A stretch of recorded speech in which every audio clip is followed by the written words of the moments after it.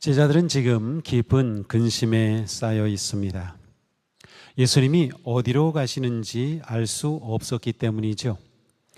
이미 예수님은 자기 죽음이 임박했음을 여러 차례 말씀하셨습니다. 그리고 만찬의 자리에서 제자들의 발을 씻어주시고 자신이 팔릴 것이라고도 말씀하셨습니다. 그러고는 내가 가는 곳에 너희는 올 수 없다라고 말씀하십니다. 그러자 베드로가 주님 어딜 가십니까? 묻자 예수님이 말씀하시어요. 내가 가는 곳에 지금은 내가 따라올 수 없다. 답답한 베드로가 말하죠. 주님, 왜 지금 제가 따라갈 수 없습니까? 나는 주님을 위하여서는 목숨이라도 바치겠습니다. 그러나 오히려 예수님은 베드로가 3번 부인할 것이라고 예고하십니다. 이처럼 제자들의 배신이 예고되었고 예수님은 떠나시는데 예수님이 가시는 곳에 따라갈 수도 없었으며 그곳이 어딘지도 모르니 제자들은 깊은 근심에 빠질 수밖에 없었습니다. 바로 이런 상황에서 주님께서 말씀하십니다. 너희는 마음에 근심하지 말라. 하나님을 믿으니 또 나를 믿으라. 복음서에서 예수님께서 나를 믿으라 라고 말씀하신 것이 몇 번 있을까요? 세어보지 않았겠죠. 그러니까 많이 나올까요? 제가 물어보는 걸 보니까 아닐 것 같아요. 성경에 딱 2번 나옵니다. 많이 말씀하셨을 것 같은데 그것도 오늘 본문에 2번 나옵니다. 나를 믿어라. 예수님은 복음을 믿으라 라는 말씀도 하셨고 하나님을 믿으라 말씀하셨고 빛을 믿으라고도 말씀하셨어요. 그런데 나를 믿으라고 말씀하신 것은 이번이 처음이자 마지막입니다. 예수님이 제자들에게 너희는 지금 나를 믿어야 해, 나를 믿어야 해 라고 반복해서 말씀하셨다는 것은 그만큼 오늘 말씀이 아주 중요한 순간임을 보여줍니다. 이제 제자들은 감당할 수 없는 일을 만날 것입니다. 그것은 예수님의 죽음 그리고 그들의 배반입니다. 이런 상황에서 예수님은 너희는 마음에 근심하지 말라라고 선언하셨습니다. 그런데 그 이유가 예수님이 거처를 예비하러 가시기 때문이라고 합니다. 우리 새 번역에서는 있을 곳이라고 되어 있는데 그 번역은 좋지 않아요. 거처가 맞습니다. 그냥 있는 곳이 아니고 거처입니다. 요한복음에서 장소는 아주 중요합니다. 예수님은 처음 예수님을 찾아왔던 세례 요한의 2 제자는 예수님께 선생님 어디에 계십니까? 라고 물었습니다. 수가성의 여인은 예수님께 어디서 당신이 그 생수를 얻겠습니까? 라고 물었습니다. 유대인들은 시각장애인을 고친 예수님에 관해서 말하면서 이 사람이 어디서 왔는지 모르겠다고 합니다. 예수님을 재판한 빌라도는 예수님에게 너는 어디로부터 왔느냐라고 묻습니다. 어디? 이 요한복음에서 아주 중요한 그런 의미입니다. 요한복음에서 어디는 단순한 장소가 아닙니다. 어디는 거룩한 변화가 일어나는 곳이며 사랑과 생명의 역사가 움트는 곳입니다. 또한 어디는 근원을 가리키는 말입니다.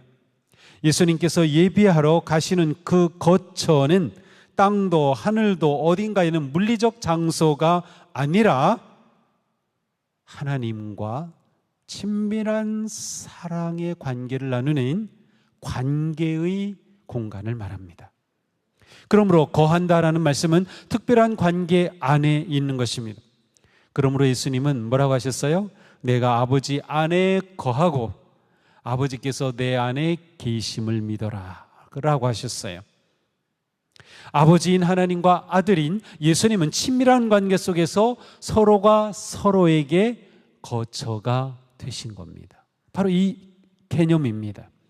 그러므로 예수님이 제자들을 떠나 거처를 마련하신다는 것은 예수께서 제자들을 떠나시지만 그 떠남, 곧 십자가의 죽음을 통해 영원히 제자들과 함께 하시게 될 것을 말씀하신 거예요. 예수님께서 준비하시는 거처는 예수님과 제자들이 영원히 사랑의 관계를 나누며 함께할 그 곳, 그 관계의 자리를 마련하시기 위한 것이었어요. 그런데 이것은 오직 예수님의 죽음과 부활을 통해서만 성취될 수 있었어요. 그래서 예수님이 내가 지금 가는 곳 죽음의 길 너희들은 올 수 없어. 하지만 예수님이 이 길을 가심으로 인해 거처가 마련되니 너희는 근심하지 말라라고 말씀하신 겁니다. 이 관계의 공간은 서로의 마음과 영혼 안에 있는 공간이며 물리적 시공간의 제약을 받지 않고 함께 영원히 거하는 그러한 은혜와 생명의 공간입니다. 예수님 말씀하셨어요.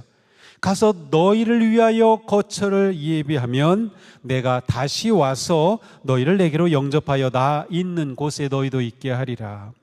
예수님이 제자들을 거처로 초대하시고 영접하시겠다는 말씀입니다. 예수님은 제자들을 위해 하나님과 함께할 거처를 예비하시고 그들을 그곳으로 맞아들이기 위해 지금 내가 십자가의 길을 가는 것이다 라고 말씀하신 거예요. 그러니 제자들에게 근심하지 말라라고 하신 겁니다. 이렇게 설명하신 후에 예수님은 제자들에게 다시 말씀하십니다. 이제 너희는 내가 어디로 가는지 그 길을 알고 있다. 하지만 제자들은 예수님의 말씀을 온전히 이해하지 못하고 있었어요. 그곳이 어디입니까? 베드로가 물었지만 답을 얻지 못했거든요. 그런데 예수님께서는 알고 있다고 하니까요. 그러자 도마가 묻습니다. 주님, 우리는 주님께서 어디로 가시는지도 모르는데 어떻게 그 길을 알겠습니까? 그러자 예수님이 친히 말씀하셔요. 내가 곧 길이요 진리요 생명이니 나로 말미암지 않고는 아버지께로 올 자가 없느니라. 자, 예수님은 너희는 그 길을 알고 있다. 모르겠는데요. 그 길이 나잖아. 내가 그 길이요 진리요 생명이요. 제자들은 주님 알잖아요. 예수님은 자신이 길이요 진리요 생명임을 분명히 말씀하셔요. 그렇습니다. 예수님은 생명의 근원이십니다. 예수님은 우리가 사랑의 원천인 하나님을 알고 하나님과 생명의 관계인 거처로 들어갈 유일한 길이 되십니다. 예수님만이 진리이신 거예요. 오직 예수님 안에 생명이 있습니다. 하나님의 아들인 예수님은 거처를 준비하시려고 아버지께로 가시는 거였어요. 그리고 그 거처로 제자들을 불러 영원한 생명의 관계로 초대하시는 겁니다. 예수님이 마련하시는 거처는 아버지 안에 있어요. 자, 요한복음에서 생명 또 영생이라고 하는 이 단어의 뜻은 아버지 하나님 안에 있는 것을 말합니다. 하나님과 깊은 관계 가운데 있는 것을 말하는 것이 그 상태가 곧 생명입니다. 온전한 사랑의 관계를 맺은 상태가 생명입니다. 생명은 하나님의 사랑 안에 거하는 것이에요. 거꾸로 죽음은 뭐예요? 하나님과 분리된 거예요. 누구든지 예수님을 통하여 하나님께로 나아갈 수 있어요. 누구든지 예수 그리스도를 믿고 예수님 안에 거할 때 그는 하나님 안에 거하고 하나님의 자녀가 되어 참 생명을 누리는 것이에요. 오늘 우리 자녀들이 세례를 받아요. 그렇습니다. 5주 동안 말씀을 같이 공부하고 나누면서 예수님이 길이요 진리요 생명이심을 배우고 또 믿고 고백하고 그리고 우리가 세례를 베푸는 겁니다. 그러므로 빌립이 아버지를 보여주십시오라고 말했을 때 예수님은 말씀하시죠. 나를 본 사람은 아버지를 보았다. 내가 아버지 안에 있고 아버지께서 내 안에 계시다는 것을 믿어라. 그러므로 예수님 안에 거하는 것은 곧 하나님 안에 거하는 것이며 하나님과 사랑으로 연결되어 영원한 생명을 누리는 것이에요. 길이신 예수님은 곧 생명이며 하나님이십니다. 우리는 길이신 예수님을 통해 하나님 안에서 영원한 생명을 누리는 것이에요. 하나님과 영원한 관계를 맺는 것이에요. 이 관계는 영원히 끊어지지 않아요. 그래서 영생이에요. 오늘의 말씀은 십자가의 길을 가시면서 제자들에게 그 뜻을 깨우쳐 주신 생명의 말씀입니다. 예수님의 십자가 죽음은 예수님이 제자들을 영원히 떠나는 것이 아니었어요. 그러나 제자들은 두려웠죠. 예수님이 가시는 길은 오히려 길과 진리와 생명이 되셔서 아버지와 사랑의 관계로 초대하시고 제자들과 영원히 함께 하시려는 것이었습니다. 자, 오늘은 부활절 5주입니다. 우리는 부활절 1, 2, 3, 4, 5, 6주, 7주까지 정해진 본문이 있어요. 3년 주기로 전 세계 모든 교회가 이 말씀을 따라서 매주일 보게 되어 있어요. 물론 한국 교회는 95% 이상은 그렇게 하지 않아요. 근데 우리 교회에서는 그 말씀 따라서 읽고 있어요. 왜 부활 5절 5주인데 부활절 전에 있었던 이 사건을 오늘 본문으로 정한 것일까? 오늘의 말씀은 예수님께서 부활 전에, 고난받기 전에 제자들에게 주신 말씀이지만 이미 예수님은 그때 부활과 부활 이후의 삶, 그것을 보시면서 이 말씀을 하신 거예요. 그러니까 우리는 오늘 말씀을 또한 부활의 관점으로 보게 되는 것이죠. 그렇습니다. 예수님은 부활 이후에 제자들이 온전히 주님을 따르며 생명과 승리의 삶을 살도록 이 말씀을 하신 겁니다. 내가 진정으로 너희에게 말한다. 나를 믿는 사람은 내가 하는 일을 그도 할 것이요 그보다 더 큰 일도 할 것이다. 그것은 내가 아버지께로 가기 때문이다. 자, 예수님을 믿으면 예수님이 하시는 일을 할 뿐만 아니라 그보다 더 큰 일도 하리라고 말씀하십니다. 그래서 아버지께로 가신다는 거예요. 어떻게 이런 일이 가능할까요? 제자들, 우리가 어떻게 예수님보다 큰 일을 할 수 있다는 말이에요. 도무지 이 말씀은 이해가 안 되는 것이에요. 자, 예수님은 순환당하시고 부활하신 후에 승천하심으로 제자들과 영원히 함께 하시는 능력이 되셨어요. 예수는 우리가 하나님의 사랑과 생명의 관계 안에 거하며 부활의 삶으로 승리할 새로운 길을 열어주셨어요. 지금까지 예수님을 믿고 따르고 또 예수님의 복음의 역사에 함께하였던 제자들의 삶의 존재 방식은 예수님이 고난당하시고 부활하시고 승천하신 이후에 이전의 방식이 바뀌어야 했습니다. 예수님보다 큰 일을 할 수 있는 삶의 방식을 새롭게 가져야 했어요. 오늘 말씀은 바로 그것을 주시는 거예요. 예수님의 부활 이후에 너희가 어떠한 삶을 살아야 할지, 이게 부활의 삶의 방식이야를 가르쳐 주신 겁니다. 다시 말하면 요즘 우리가 학문적으로 많이 말하는 패러다임을 새롭게 주시는 겁니다. 자, 지금까지는 제자들이 예수님과 함께 밥 먹고 자고 또 복음 전도하고 치유하고 기적을 행하시고 하는 그러한 현장에 함께하면서 예수님의 그 많은 복음의 사역에 동참했어요. 그러나 이제 예수님의 부활 이후에는 다릅니다. 그 새로운 패러다임이 무엇입니까? 너희가 내 이름으로 무엇을 구하든지 내게 구하면 내가 행하리라. 내가 아버지께 구하겠으니 그가 또 다른 보혜사를 너희에게 주사 영원토록 너희와 함께 있게 하리라. 자, 예수님이 보여주신 부활의 삶의 새로운 방식의 핵심은 기도와 보혜사 성령님입니다. 보혜사는 옆에서 도와주고 격려하고 조언해 주시고 가이드해 주시는 분이 보혜사예요. 예수님이 십자가에 돌아가시기 전까지 제자들에게는 예수님이 보혜사이셨어요. 그래서 예수님이 그들을 가르치셨고 그들을 격려하시고 그들을 세우시고 그들과 함께 하셨던 것이죠. 그런데 예수님께서는 뭐라고 말씀하셔요? 그가 또 다른 보혜사를 너에게 주사, 내가 너에게 지금까지 보혜사였는데 다른 보혜사가 오실 거라는 겁니다. 그 다른 보혜사가 곧 성령님이에요. 예수님은 또 다른 보혜사인 성령님으로 다가오셔서 이제는 언제나 어디서나 그들과 함께 해 주실 것을 약속하신 겁니다.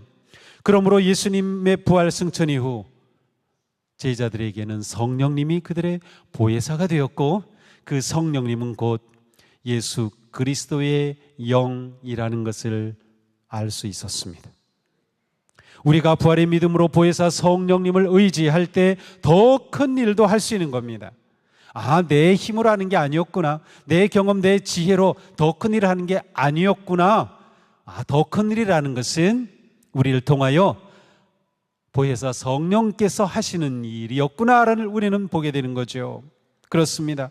보혜사 성령님이 함께 하시면 어떤 위험도 박해도 고난도 넉넉히 이겨낼 수 있는 겁니다. 보혜사 성령님을 의지하고 성령님과 함께하며 순종하는 것이 부활의 삶입니다. 우리가 이 삶을 살아야 되는 거예요. 주님 부활하셨기 때문에, 부활하신 주님은 살아계시기 때문에, 살아계신 주님은 우리와 함께 하시기 때문에, 부활의 주님 보혜사 성령님과 함께하는 성도는 그러므로 기도의 삶을 삽니다. 부활하신 주님은 제자들에게 부활의 삶을 살아갈 사명을 주셨어요. 그것은 예수님이 참된 길이고 진리고 생명이심을 증언하는 것이었습니다. 그러나 제자들 스스로는 그 사명을 감당할 수 없었습니다. 그들에게 닥칠 엄청난 박해와 위협은 그들의 힘으로는 견뎌낼 수 없었습니다. 그래서 예수님께서는 또 다른 보혜사를 보내주실 거다. 그때 너희는 나보다 더 큰 일을 행할 수 있어 라고 말씀하신 것이죠. 그렇습니다. 보혜사 성령님을 따르도록 기도의 삶으로 제자들을 초대하신 것입니다. 기도와 성령님은 부활의 삶을 살아가는 성도의 거룩한 방식입니다. 기도에서 중요한 것이 예수님의 이름으로 구하는 것입니다. 예수님은 너희가 무엇이든지 내 이름으로 구하면 내가 다 이루어주겠다라고 하셨어요. 단지 우리가 기도할 때 예수님의 이름으로 기도합니다, 이렇게 하는 것만을 의미하는 게 아닙니다. 부활 승천하신 예수님은 보혜사 성령으로 여전히 우리와 동행하시고 우리의 기도에 응답하십니다. 예수님의 이름은 능력의 이름이에요. 구원의 이름입니다. 은혜의 이름입니다. 기도는 하나님의 자녀가 이 땅에서 부활의 삶에서 승리할 수 있도록 도우시는 하나님의 은혜의 길입니다. 우리가 기도하며 보혜사 성령님을 따를 때 우리는 하나님 아버지께 영광을 돌리는 삶을 사는 겁니다. 그렇게 우리는 큰 일을 하는 것이에요. 우리가 부활의 삶으로 승리하려면 예수님의 십자가와 부활의 복음을 믿고 기도함으로 보혜사 성령님을 의지해야 합니다. 예수님의 십자가와 부활을 확신하십니까? 예수님이 길이고 진리고 생명이심을 믿습니까?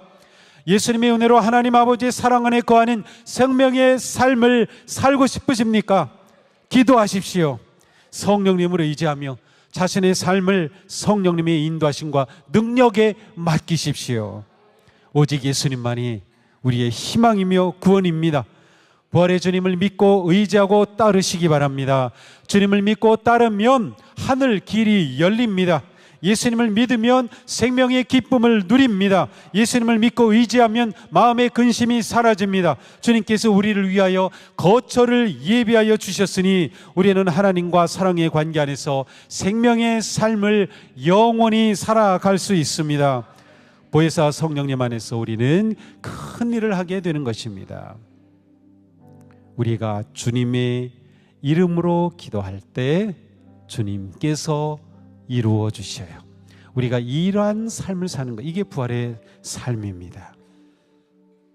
우리는 주님을 떠나서는 아무것도 할 수 없습니다. 오늘 말씀이 내게 주신 생명의 말씀이 되기를 축복합니다.